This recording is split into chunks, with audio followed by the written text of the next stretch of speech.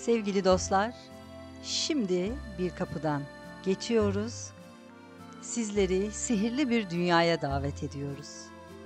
İşte Mısır Çarşısı'nın hemen girişinde yer alan Pandeli restorandayız.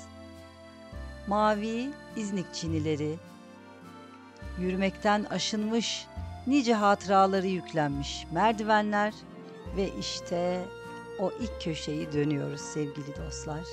Sizleri İstanbul'da en sevdiğimiz mekanlardan biri olan Pandeli'nin güzel dünyasına davet ediyoruz.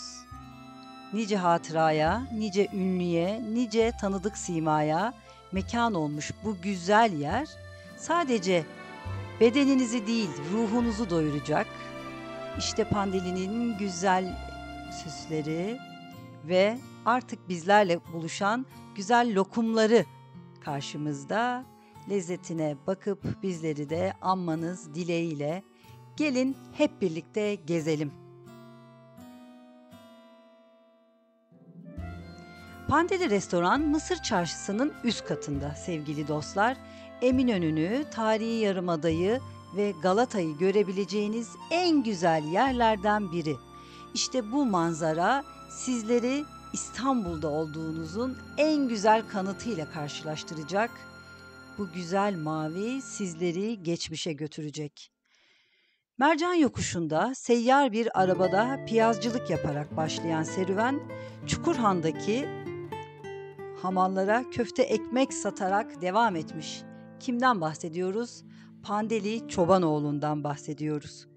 Niğdeli Rumlardan Pandeli'nin hamal lokantasına dönemin entelektüelleri, şairler, gazeteciler, politikacılar ve yazarlar gitmeye başlayınca işte bu güzel yer ün salıyor, kulaktan kulağa duyularak lezzet duraklarından en önemlisi olarak İstanbul'da yerini alıyor.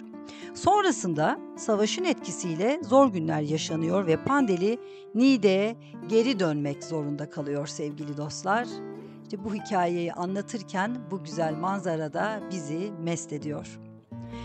Savaştan sonra İstanbul'a geri dönen Pandeli Çobanoğlu 1926 senesinde Eminönü'ndeki Yağcılar İskelesi'nde 3 katlı bir lokanta açıyor ve işte Gazi Mustafa Kemal Atatürk o yıllarda kol ağası olan Mustafa Kemal bu restoranın en önemli müdavimlerinden biri oluyor.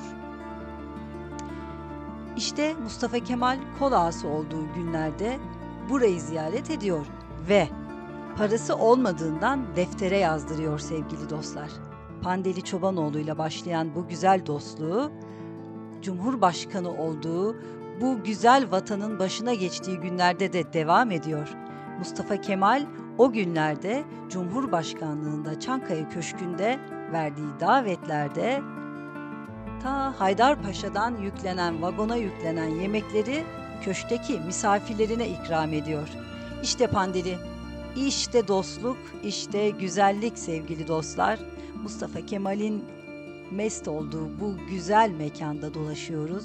Onun fotoğrafına bakıyoruz, tadına doyamıyoruz sevgili dostlar. Sonrasında 6-7 Eylül olayları ortaya çıkar ve Pandeli mesleğine tekrar küser. Çünkü dükkanı yağmalanır. Sonrasında dönemin politikacılarının desteğiyle, özellikle ısrarıyla işte Mısır Çarşısı'ndaki bu dükkan tekrar açılır ve Pandeli Restoran dünyaya nam salar.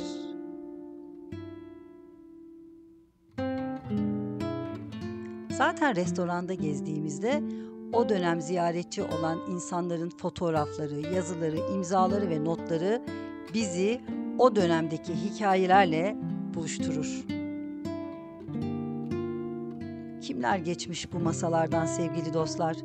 Mustafa Kemal, Celal Bayar, Yahya Kemal, Ahmet Haşim, Faruk Nafiz Çamlıbel. İşte bu manzarada mest olmuş kim bilir nice şiir yazılmıştır sevgili dostlar. Sadece bu kadar mı? Kraliçe 2. Elizabeth, İspanya kralı Juan Carlos, Robert De Niro, Tony Curtis ve niceleri işte bu restoranda Türk damak tadının en güzel lezzetleriyle buluşmuştur.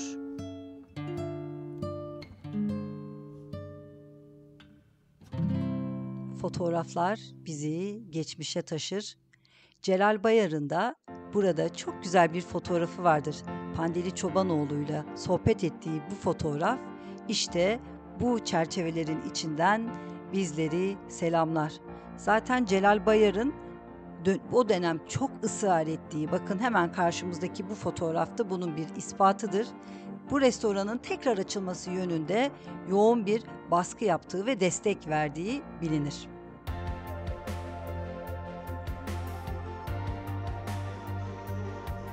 İstanbul'un bu lezzet durakları sadece birer lokanta değildir sevgili dostlar. Sizin ruhunuzu doyurur, şehrin önemli kültürel miraslarıdır. Bu yapıların korunması ve devamlılığı, nesilden nesile aktarılması bir şehrin kültürünün en önemli mihenk taşıdır sevgili dostlar. Bir bilen turist bir şehre gittiğinde önce böyle yerleri arar, bulur ve gelir. Kış mevsiminde gelirse bu güzel sobada bir de kestane pişirir ve demli çayın yanında lezzetine lezzet katar. Kültürümüzün, misafirperverliğin ve lezzet duraklarımızın en güzel ispatıdır. Pandeli Restoran gibi mekanları tanıtmalı, ziyaret etmeli ve çok sevmeliyiz. Torunlarımıza kadar ulaşması gereken bu lezzet duraklarını sizlere tanıtmaktan biz çok mutluyuz. Hepinizi sevgiyle selamlıyoruz.